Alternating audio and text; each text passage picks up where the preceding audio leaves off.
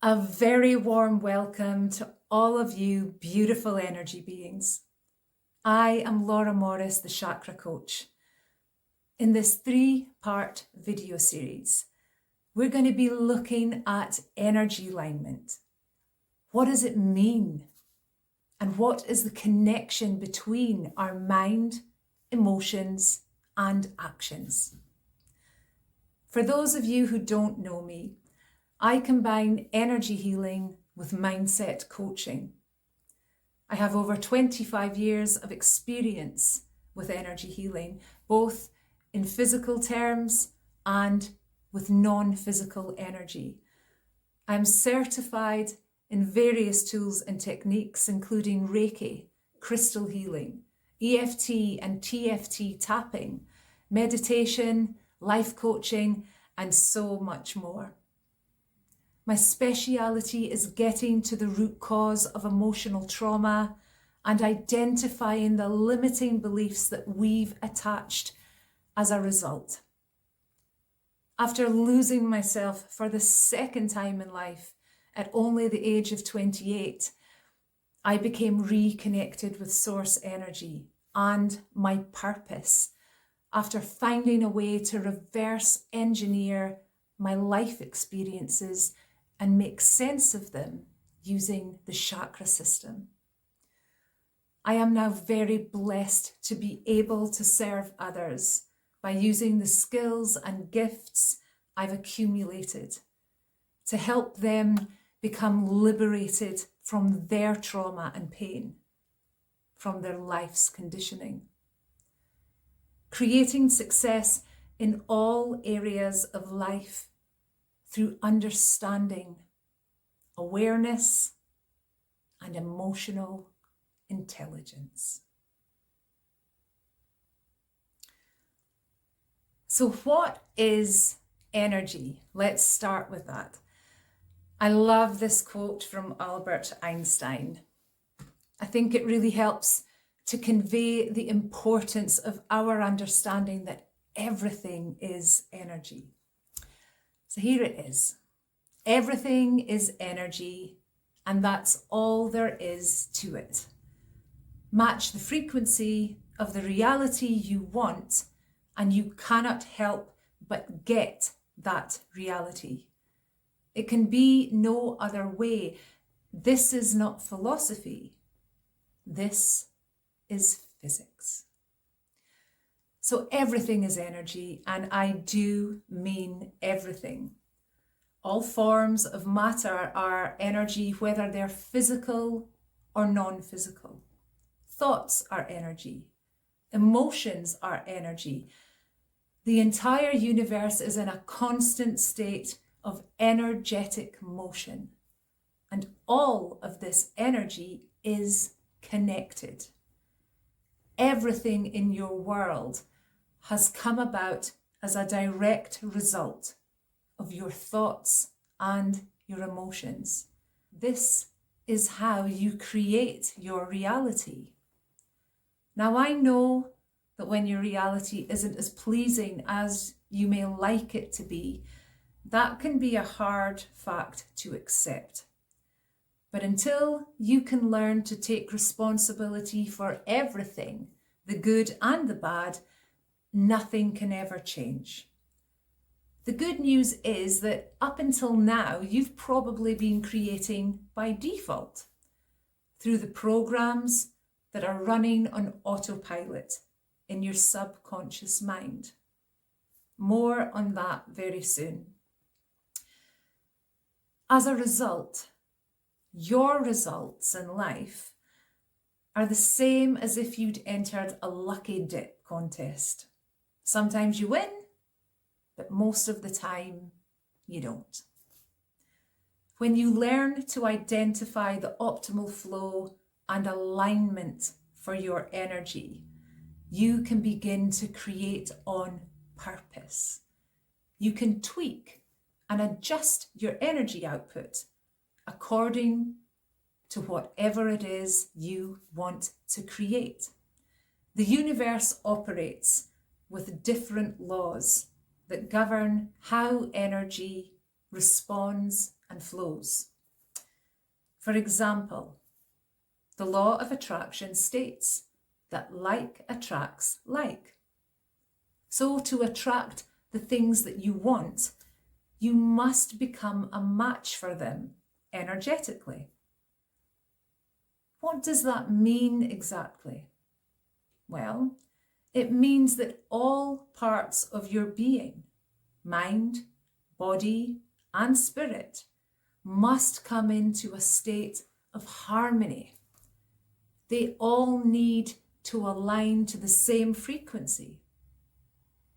All of your energy outputs must be a match. If not, let's now look at mindset, our mental energy body. Everything that exists first began as a thought.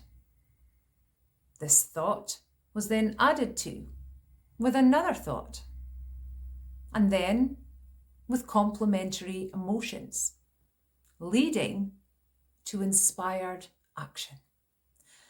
It's from action taking that our thoughts turn into things in our reality.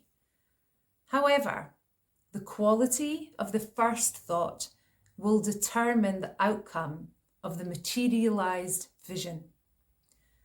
Emphasizing here that good thoughts will help to create good things in life, and vice versa. For as he thinketh in his heart, so is he.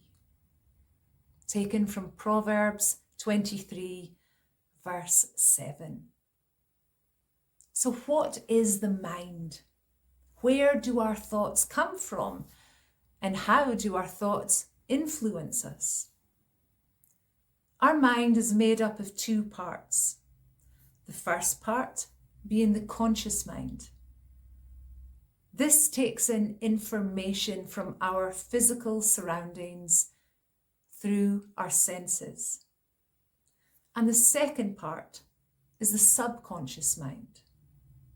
This is where we store our belief systems and the programs that run on autopilot, such as how to read and write, how to tie our shoelaces, or ride a bike, and perform all of the other daily tasks that we undertake without much thought.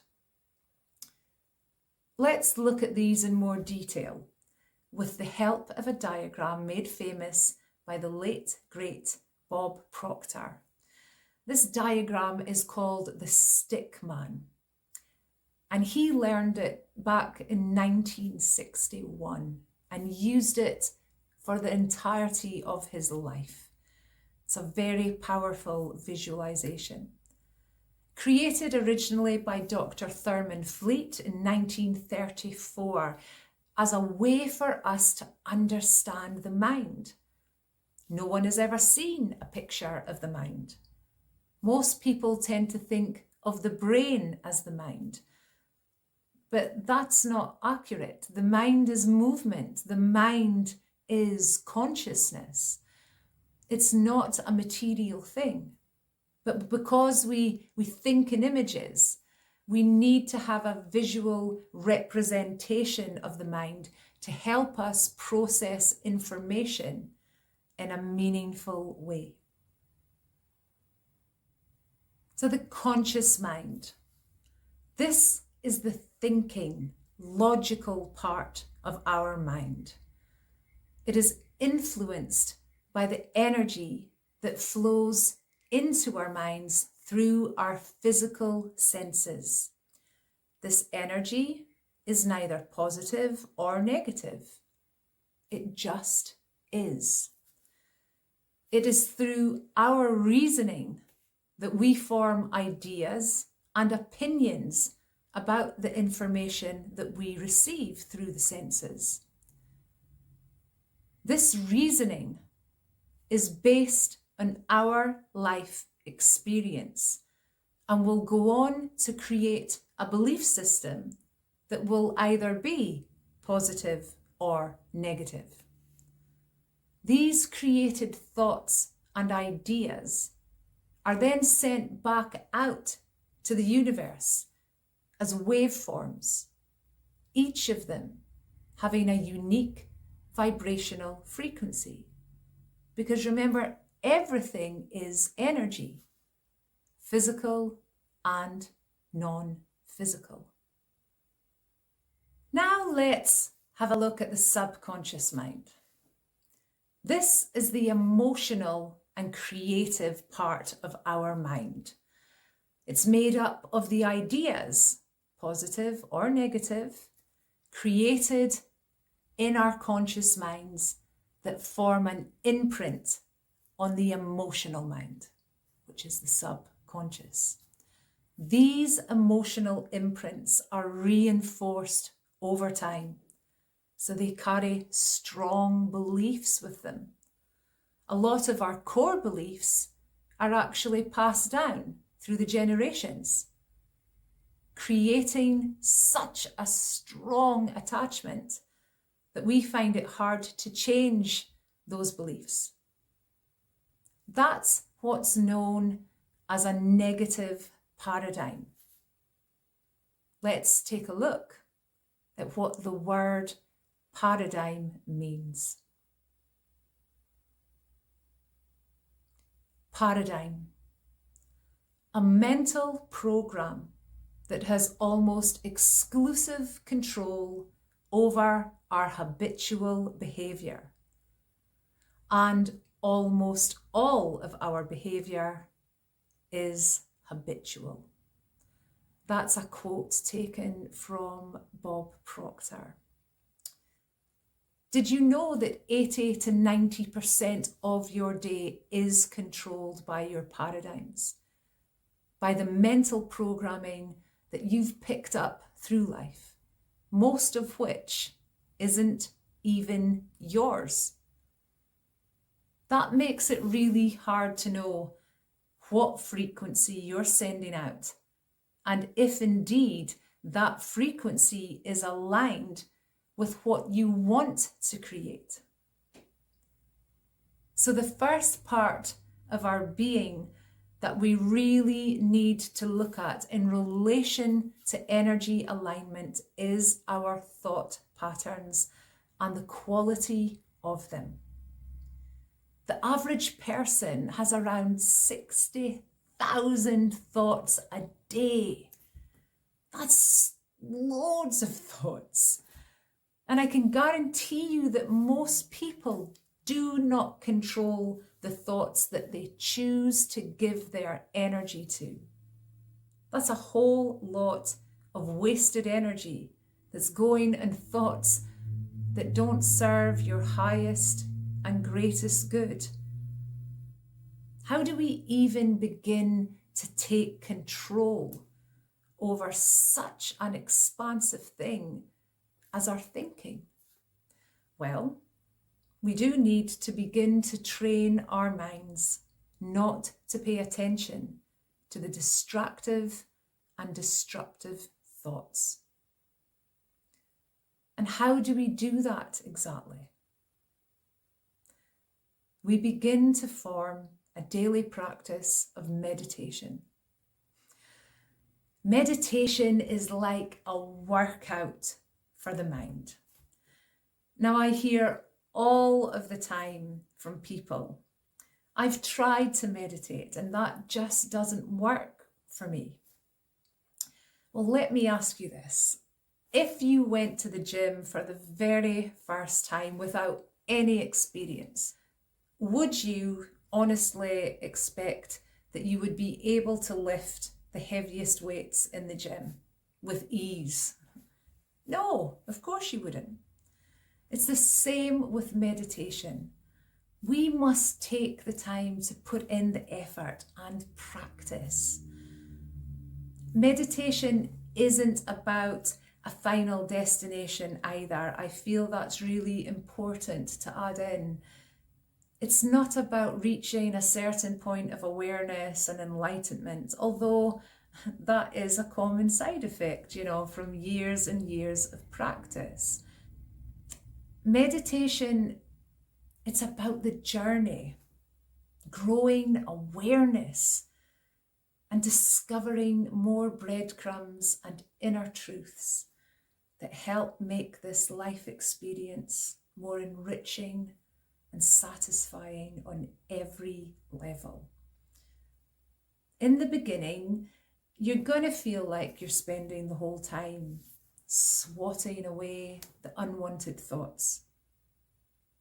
But as you do, you'll discover exactly what takes up so much of your attention.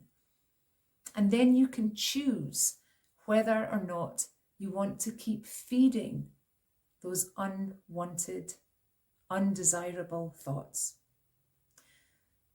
Freeing your mind in the process to focus on more of the things that bring joy, happiness, and love into your existence. Now that we've covered the basics for mindset and how our minds operate, let's look at our emotions and the part that they play in our state of energetic alignment. Join me in part 2 for emotional alignment. If you've enjoyed this video, please make sure to give it a like and to hit the subscribe button.